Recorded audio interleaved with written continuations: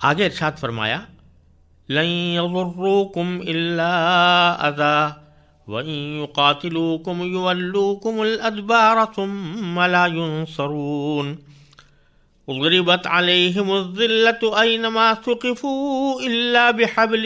مِّنَ اللَّهِ وَحَبْلٍ مِّنَ النَّاسِ وَبَاءُوا بِغَضَبٍ مِّنَ اللَّهِ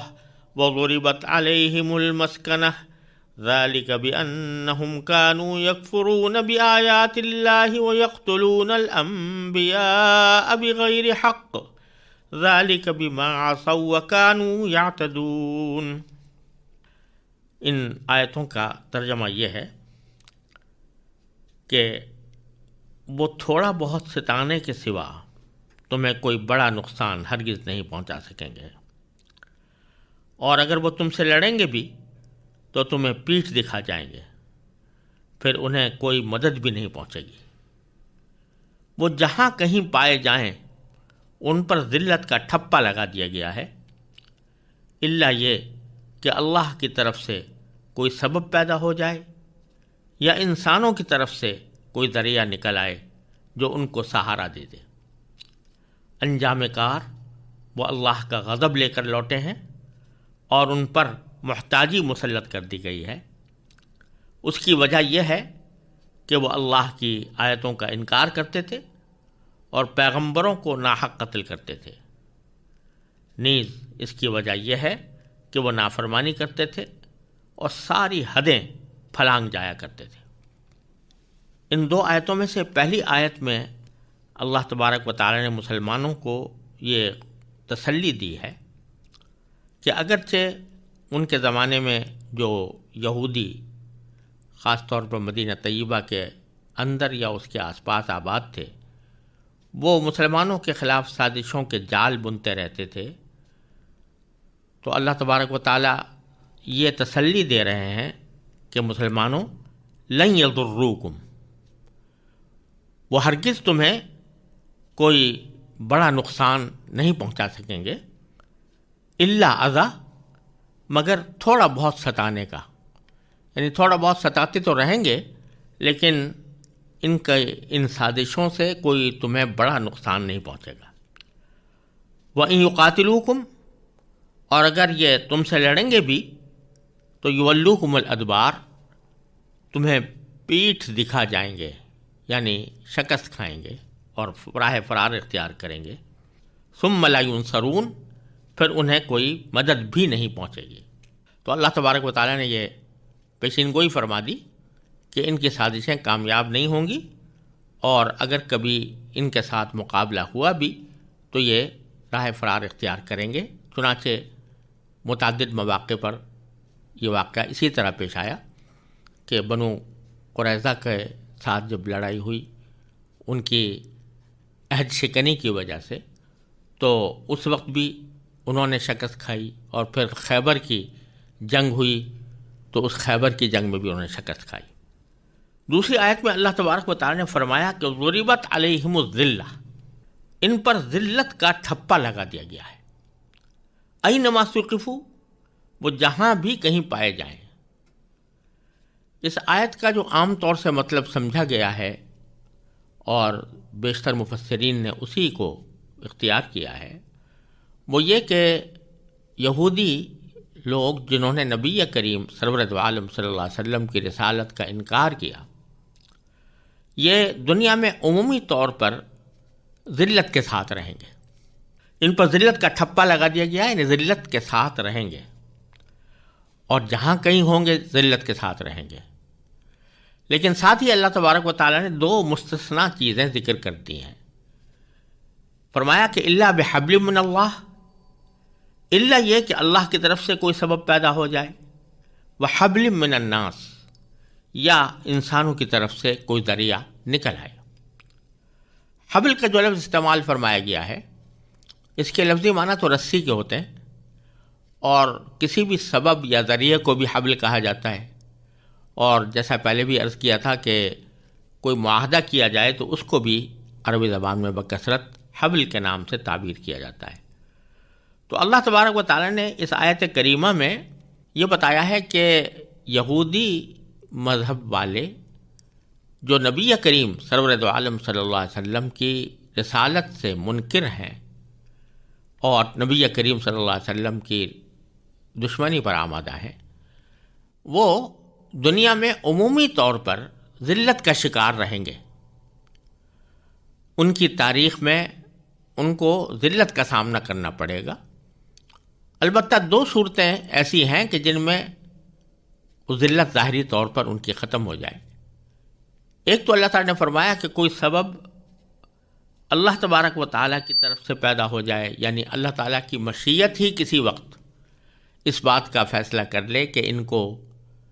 اس خاص وقت میں اس ذلت سے نجات دینی ہے یا اس ذلت سے الگ رکھنا ہے۔ ایک تو یہ ہو سکتا ہے، اور اللہ تبارک و تعالیٰ کسی وقت کسی اپنی مشیت سے، اپنی حکمت کے تقاضے سے اس بات کا فیصلہ کر لے کہ اس وقت میں ان کو ذلت کا سامنا نہ کرنا پڑے۔ اور دوسرے وحبل من الناس، دوسرے یہ ہے کہ انسانوں کی طرف سے کوئی ذریعہ نکل آئے، یعنی انسانوں کے ساتھ کوئی معاہدہ ان کا ہو جائے اور اس معاہدے کی وجہ سے ان کے سہارے یہ عزت اور شوکت حاصل کر لیں، تو یہ بات ہو سکتی ہے عارضی طور پر، لیکن بحثیت مجموعی اگر ان کو دیکھا جائے گا تو ان پر ذلت کا ٹھپا لگا دیا گیا ہے۔ اس وقت یہودیوں کی جو ریاست قائم ہے اسرائیل کے نام سے، تو اس کے بارے میں بھی یہ جو قرآن کریم نے فرمایا کہ لِحَبْلٍ مِّنَ النَّاسِ، لوگوں سے کوئی ذریعہ پیدا ہو جائے،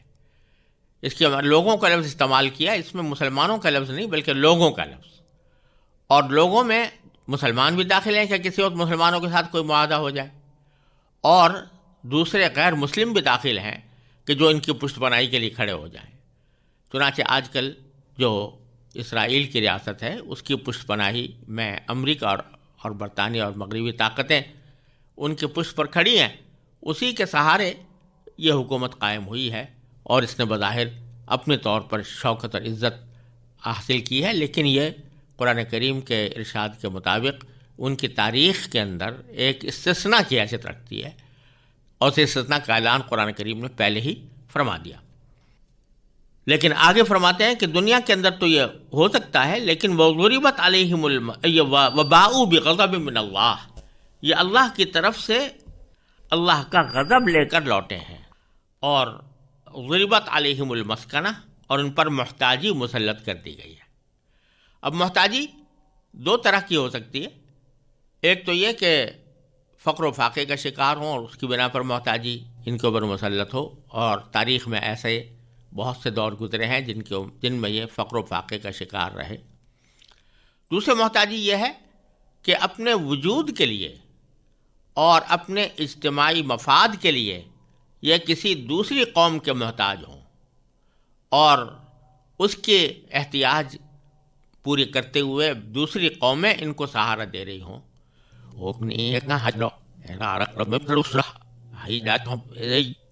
اور کوئی ظاہری طور پر عزت و شوکت ملی ہے تو وہ کسی دوسری قوم کے محتاج ہو کر ملی ہے، اور دوسری قوموں نے ان کی امداد کی ہے۔ یہ کیوں ہوا؟ اللہ تعالیٰ فرماتے ہیں کہ ذالک بأنہم کانوا یکفرون بآیات اللہ، اس کی وجہ یہ ہے کہ وہ اللہ کی آیتوں کا انکار کرتے تھے، وَيَقْتُلُونَ الْأَنْبِيَاءَ بِغَيْرِ حق، اور پیغمبروں کو ناحق قتل کرتے تھے۔ یہ ظاہر ہے کہ جو یہودی نزول قرآن کے وقت موجود تھے انہوں نے تو کسی پیغمبر کو قتل نہیں کیا تھا، لیکن ان کی تاریخ میں، بنی اسرائیل کی تاریخ میں ایسے بہت سے واقعات ہیں کہ جب ان کے پاس انبیاء کرام مبعوث ہوئے اور انہوں نے ان کی غلط کاریوں کی بنا پر ان کو سمجھایا کہ تم ان غلط کاریوں سے باز آ جاؤ، ہدایت کا راستہ اختیار کرو، تو انہوں نے بجائے ان کی بات ماننے کے ان کو قتل کر دیا تھا۔ اور خود بائبل میں ایسے واقعات موجود ہیں، بائبل کے عہد نامہ قدیم میں، کہ جس میں بنی اسرائیل کی طرف سے انبیاء کو قتل کرنے کے بہت سے واقعات ذکر کیے گئے ہیں۔ تو یہ پرانے بنی اسرائیل نے ایسا کیا تھا، اور چونکہ یہ یہودی جو رسول کریم صلی اللہ علیہ وسلم کے زمانے میں موجود تھے وہ ان کے اس طرز عمل پر کوئی نکیر نہیں کرتے تھے، بلکہ گویا انہوں نے ان کے اس طرز عمل کو صحیح سمجھا ہوا تھا۔ اس واسطے اس قتل کی نسبت بھی ان کی طرف کی گئی ہے کہ جب آدمی کوئی کسی دوسرے کے جرم پر راضی ہوتا ہے یا اس کی تائید کرتا ہے تو وہ بھی جرم میں برابر کا شریک ہوتا ہے۔ اسی طرح یہاں پر یہ لوگ انبیاء کرام کے قتل میں اس لیے شریک ہیں کہ وہ اپنے اسلاف جنہوں نے انبیاء کو قتل کیا ان سے انہوں نے کوئی برات کا اظہار نہیں کیا، ان سے انہوں نے اپنی علیحدگی کا اظہار نہیں کیا، بلکہ ان کے قول و فعل کی تائید کرتے رہے۔ اس واسطے ان کو بھی اسی کا مجرم قرار دیا گیا ہے۔ یہیں سے یہ بات معلوم ہوتی ہے کہ قرآن کریم کے نگاہ میں جس طرح جرم کا ارتکاب کرنے والا مجرم ہوتا ہے، اسی طرح اس جرم کے ارتکاب پر جو شخص راضی ہو، چاہے اس نے براہ راست وہ جرم کا ارتکاب نہ کیا ہو لیکن اس پر راضی ہو، اس پر خوش ہو، تو وہ بھی اللہ تبارک و تعالیٰ کے نزدیک وہ بھی مجرم ہے، کیونکہ برائی کو کم از کم برائی تو سمجھنا چاہیے، اگرچہ آدمی خود اس کا ارتکاب نہ کر رہا ہو، لیکن اگر اس برائی کو وہ جائز سمجھتا ہے یا اس کو درست سمجھتا ہے تو وہ بھی اللہ تبارک و تعالیٰ کے ہاں برابر کا مجرم ہے۔ پھر آگے فرمایا ذالک بما عصوا، یہ اس کی وجہ یہ ہے کہ وہ نافرمانی کرتے تھے۔ معلوم ہوا کہ اصل روگ نافرمانی کا ہے کہ اللہ تبارک و تعالیٰ کا جب حکم آ جائے، اللہ کے پیغمبر کا حکم آ جائے تو اس کو نہ ماننا یا اس کے خلاف اپنا طرز عمل اختیار کرنا یہ عصیان ہے، نافرمانی ہے۔ وَكَانُوا يَعْتَدُونَ، اور وہ ساری حدیں پھلانگ جایا کرتے تھے، یعنی اس نافرمانی میں کسی حد پر قائم نہیں رہتے تھے بلکہ تمام حدوں سے گزر جاتے تھے۔